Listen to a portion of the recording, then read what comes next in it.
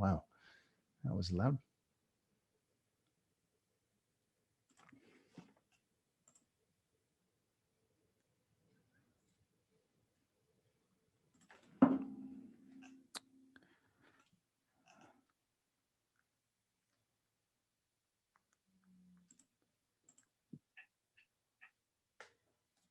All right, Tom, we're at 3:57. We are online. We will we'll get ourselves started in a minute here, but just we'll give it a couple minutes for people to arrive in. But we are live on LinkedIn right now. So if anybody is watching on LinkedIn, hey, how you doing today? Hopefully you've had a good week. Um, just want to also mention that anybody who's watching us on LinkedIn Live or YouTube or in any of the other places, that you are more than welcome to add your thoughts and comments in throughout the course of this podcast. This is meant to be interactive. If you've got questions, we've got an expert sitting with us here today, and ask questions. Ask from your perspective. Help us understand what it is that you're seeing and how you do or don't see things. So this is an interactive session. Not by no means is it scripted. And Tom, we haven't written this all down. So we're going based on sort of stream of places that we've experienced and learned, lessons learned. So we'll get ourselves started in about another minute here, and we'll just wait just another couple moments here.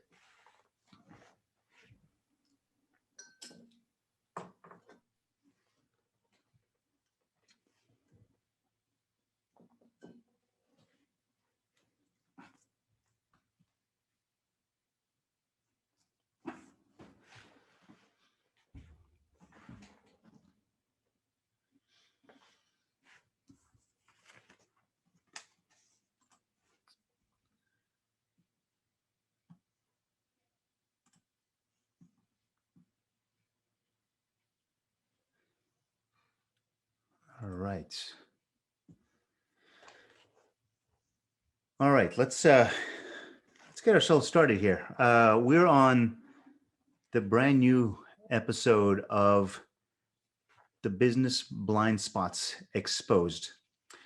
As a podcast, we focus in on this idea that any and every business, every individual has got blind spots. And as I was saying a little earlier to some people, I've got one blind spot more than anybody else in the world.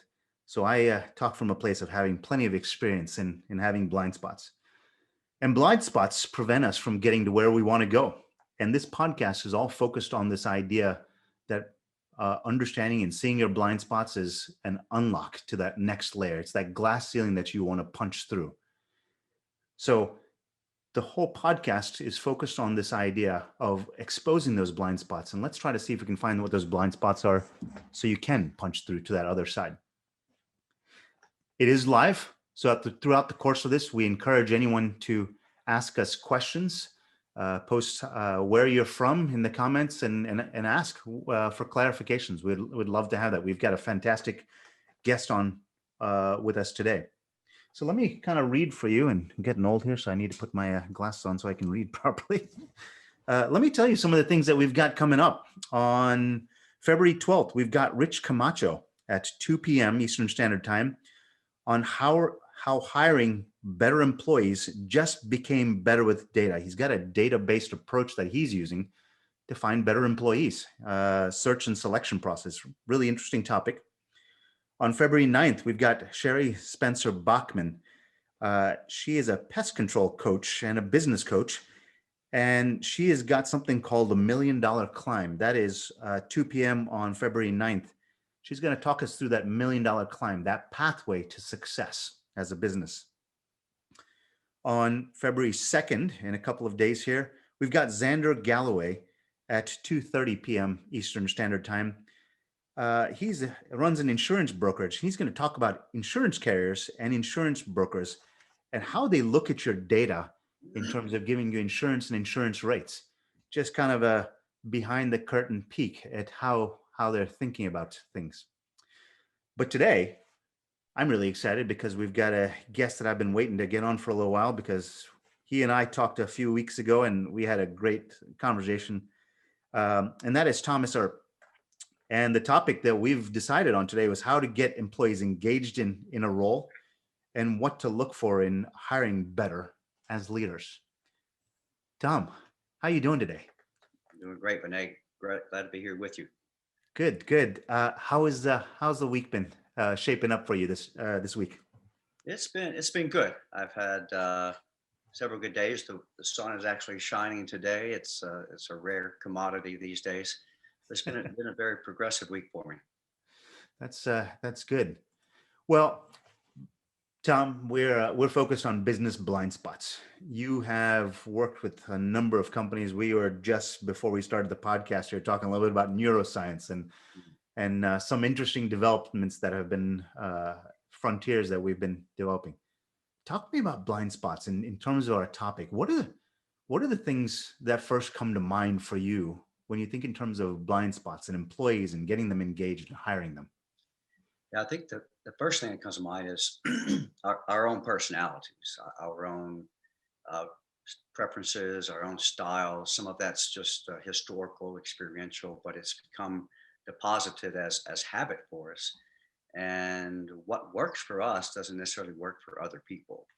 And I think one of the challenges we have is that we try to do what works for us for them, and it really clashes.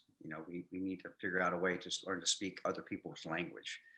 We were talking about the ego, for example, and a lot of what we need to do is what we often call counterintuitive. But I've kind of been pondering the idea that maybe a lot of the things that we consider to be counterintuitive are actually counter ego. It's not so much against our intuition, but it's against our experiential learning, our memory, and our own ego itself. So I want to pull that ball of yarn apart a little bit there. I want Yeah, to yeah, unpack that a little bit there, right? And the reason I say that is I think I heard from you. We treat people the way we've been treated, or we like to be treated. Is did I hear that part right? absolutely. That's the simpler, clearer version of it. But yeah, we tend to act with what's in our own best interest, thinking that everyone else is like us. We know they're not consciously when if we were asked that, but our natural norm is to just simply behave in a situation the way we behave, and we judge others if they behave differently. And so sometimes we need to slow down. I'll share an example just from my own relationship. I have a very fast paced, uh, driven, passionate, intense personality. I'm very relationally driven, but I'm very goal oriented as well. But my wife she's the stable one in our relationship. She has a slower pace. She's more reflective, more calm. And early in our relationship, she used to think I was angry with her. And it's not just that I speak with exclamation points, the finger. And I'm not even talking about her. I'm talking to her about something else that happened, but she's feeling and experiencing a sense of alarm because she has a cooler tone, a calmer voice. So I've had to learn to slow myself down, to speak in softer, gentler tones. I'm not 100% there yet, but the idea is to learn to speak her language so that she can understand me, to seek to understand versus being understood. So I'm smiling here because I feel like you've been peering into the window of my house too.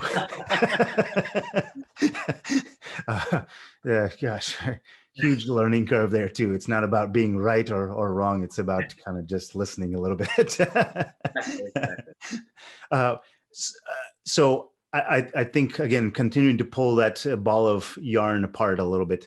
I think what I'm hearing here is the where you're reacting to a situation is sort of your filter for a situation, and that's not what the other person is hearing, seeing, or experiencing, and that makes all the difference in the world.